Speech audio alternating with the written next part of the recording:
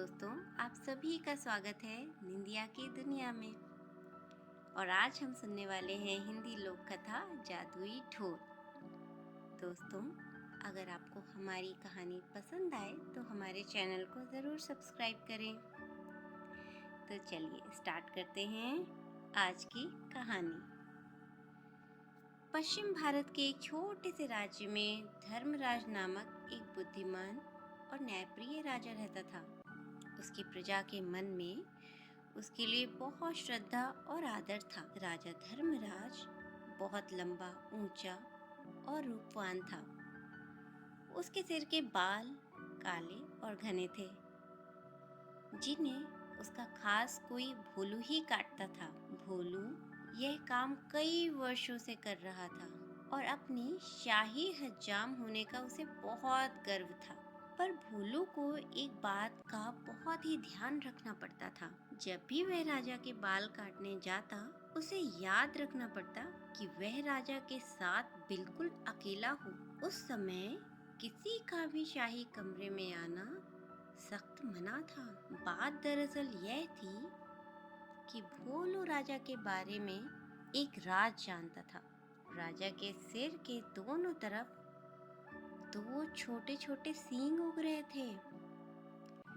यह बात सिर्फ राजा और उसके नाई को ही पता था।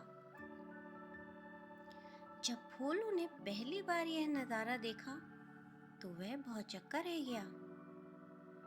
लेकिन उसने राजा से वादा किया कि इस बात का जिक्र वह कभी भी किसी से भी नहीं करेगा।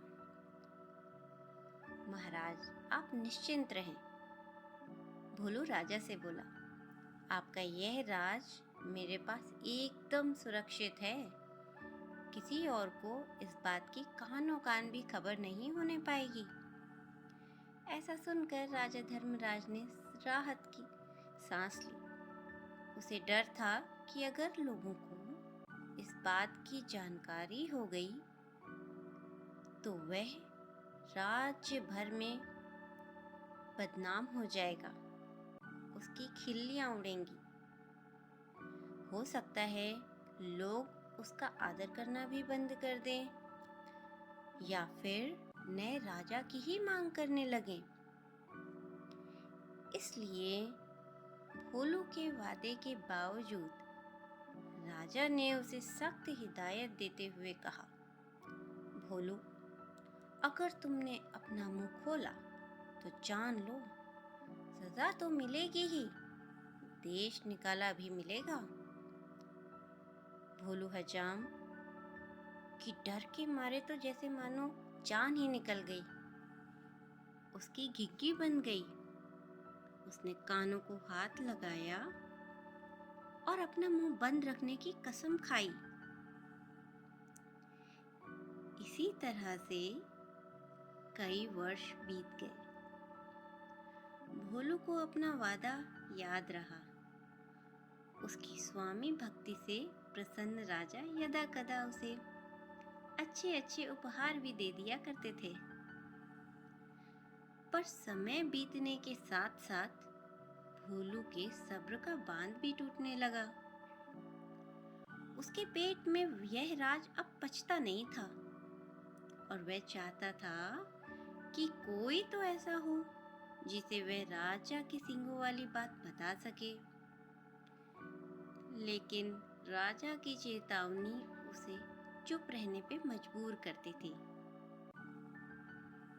एक दिन भोलू राजा के बाल काटकर महल से लौट रहा था और रास्ते में उसके सींगों के बारे में सोचता रहा।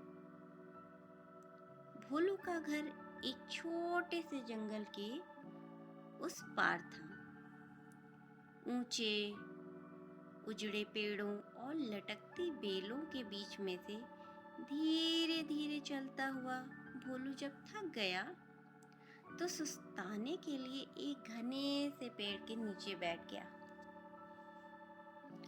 भोलू को रह रहकर सींग याद आ रहे थे। अब क्या? फिर वह यकायक खड़ा हो गया। वाह, जवाब नहीं मेरे दिमाग का, भोलू बोला और उस पेड़ को देखने लगा जिसके तले वह बैठा था। भाई, इस पेड़ को तो मैं बता ही सकता हूँ, राजा के उन अजीब सी सींगों के बारे में। अब यह रहस्य मेरे पेट में तो नहीं पचता। पेड़ तो बोल भी नहीं सकता और इस तरह से किसी और को यह बात पता चलने का डर भी नहीं है। पेड़ के पास यह भेद हमेशा भेद रहेगा और मैं भी इस बोझ से मुक्त हो जाऊंगा। भोलू ने ऐसा निश्चय किया और जोर से बोला, हे पेड़, आज मैं तुम्हें एक भेद बताने वाला हूँ। हमारे राजा धर्मराज के सिर पर 2 सींग हैं। हाँ हाँ, उसके 2 सींग हैं। अब क्या? इतना कहकर हजाम बेतहाशा हंसने लगा और हंसता ही रहा। हा हा हा, हो। वह भयंकर भेद आखिर खुल ही गया। भोलू खुश था, उसका भार जो हल्का हो गया था। उसके बाद वह आराम से घर पहुंच गया। अगले दिन एक लकड़हारा उसी जंगल में गया और उसी पेड़ के पास जाकर रुक गया। इस पेड़ की लकड़ी तो बहुत शानदार है, इसका ढोल अच्छा बनेगा, वैसा सोचने लगा। फिर क्या था, कुल्हाड़ी के कुछ प्रहारों से ही पेड़ नीचे आ गिरा।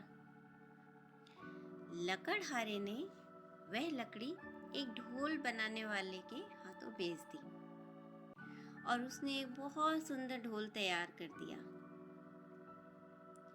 यह मेरे जीवन का सबसे अच्छा ढोल है, ढोल वाला खुश होकर बोला। कल बाजार जाकर इसे अच्छे दामों में बेच दूंगा। अगले दिन ढोल वाला बाजार गया और एक कोने में खड़े होकर ढोल बजाने लगा। ढोल से बड़ा सुरीला स्वर निकला। ढोल वाला उसकी आवाज सुनकर झूम उठा। वह चिल्लाकर बोला, बाबू, यह ढोल खरीदो। कोई है जो इस शानदार जानदार ढोल को खरीदे? धीरे धीरे उसके इर्द गिर्द भीड़ जमा हो गई। लोग खामोश होकर ढोल की मजेदार आवाज को सुनने लगे। भाई वाह, क्या कहने हैं इस ढोल के, एक बूढ़े आदमी ने तारीफ की। तारीफ सुनकर ढोल वाला और भी जोर से ढोल पीटने लगा। तभी उस ढोल में से एक अजीब आवाज आई, जिसे सुनकर लोगों के कान खड़े हो गए। उनका दिल धक से रह गया।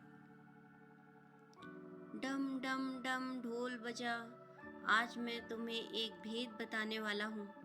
हमारे राजा धर्मराज के सिर पर 2 सींग हैं। हाँ हाँ, उनके सिर पर 2 सींग हैं। लोग वहां जड़वत खड़े हो गए। उन्हें अपने कानों पर विश्वास ही नहीं हो रहा था। ढोल वाला फिर ढोल पीटने लगा और फिर वही आवाज निकली। वह बहुत हैरान और शर्मिंदा हो गया। आखिर एक ढोल यह सब कैसे बोलने लगा? देखते ही देखते लोगों का तांता लग गया और फिर कितना मजाक और कितने ताने। उफ, हमारे राजा के 2 सींग, हमारे राजा के 2 सींग। लोग तो जैसे गाना ही गाने लगे। जब राजा धर्मराज ने सुना तो दुखी भी हुआ और नाराज भी। गुस्से से उसका चेहरा तमतमा उठा और वह गरजते हुए बोला, उस ढोल वाले को पकड़कर अभी यहाँ लेकर आओ। राजा के सैनिकों ने शीघ्र ही उसे पकड़ा और राजा के समक्ष प्रस्तुत किया। ढोल वाला डर के मारे कांप रहा था। बदमाश, तेरी इतनी हिम्मत कि तू मेरी खिल्ली उड़ाए? राजा फुफकारा। भयभीत ढोल वाले ने राजा के पैर पकड़ लिए। महाराज, मैंने तो एक लकड़हारे से कुछ लकड़ी खरीदी और उसी से यह ढोल बनाया है। मैं बिल्कुल भी नहीं जानता कि यह ढोल ऐसी बेहुदा बात कैसे बोल रहा है। मुझे क्षमा कर दीजिए महाराज, मुझे क्षमा कर दीजिए। राजा ने लकड़हारे को बुलाया। जो लकड़ी तुमने ढोल वाले को बेची, वह तुम्हें कहाँ से मिली? राजा बहुत गुस्से में था। लकड़हारे को काटो तो खून नहीं। डरते हुए बोला, जंगल में एक पेड़ से मिली महाराज। तुम्हारी लकड़ी से बना ढोल बोलता कैसे है? राजा धर्मराज ने पूछा। मैं तो खुद हैरान हूँ महाराज, दुविधा में फंसा लकड़हारा बोला। मैं कई वर्षों से लकड़ी काटता और बेचता आया हूँ, पर ऐसा अचंभा पहले न कभी देखा और न सुना। अब राजा परेशान, लकड़ी कैसे बोलने लगी? राजा और उसके दरबारी निरुत्तर थे, पर राजा धर्मराज ने भी ठान लिया कि इस घर के बेदी का पता लगाकर ही मानूंगा।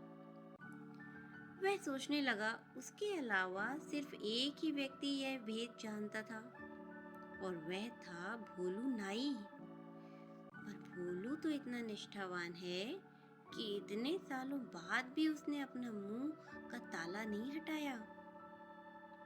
नहीं, भोलू ऐसा नहीं कर सकता। फिर भी उसने एक बार भोलू को बुला भेजा।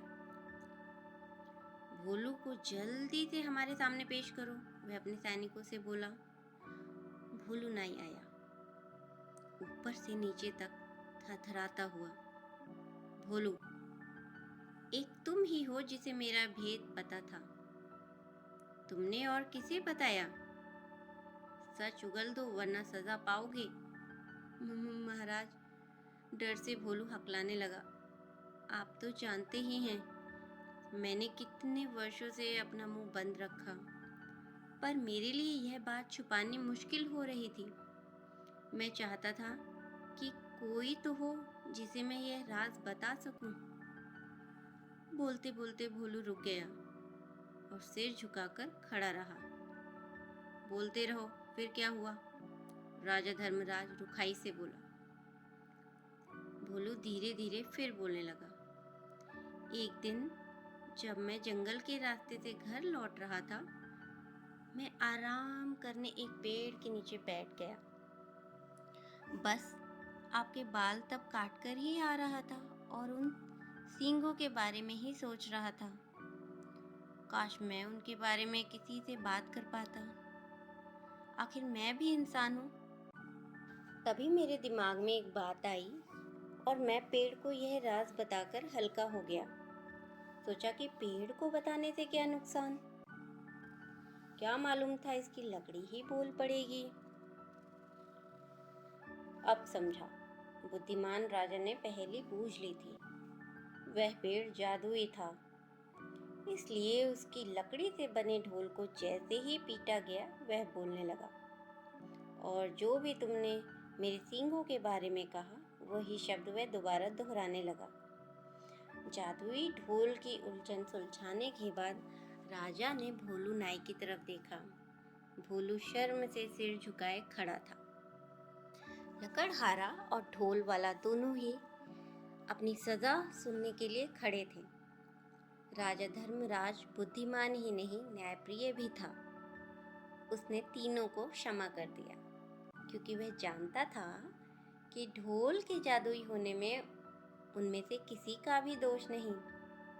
वह मुड़ा और उसने बोला, मैं तुम सबको माफ करता हूँ। तुम तीनों लोग जा सकते हो। तीनों को अपने को क्षमादान मिलने पर विश्वास ही नहीं हुआ।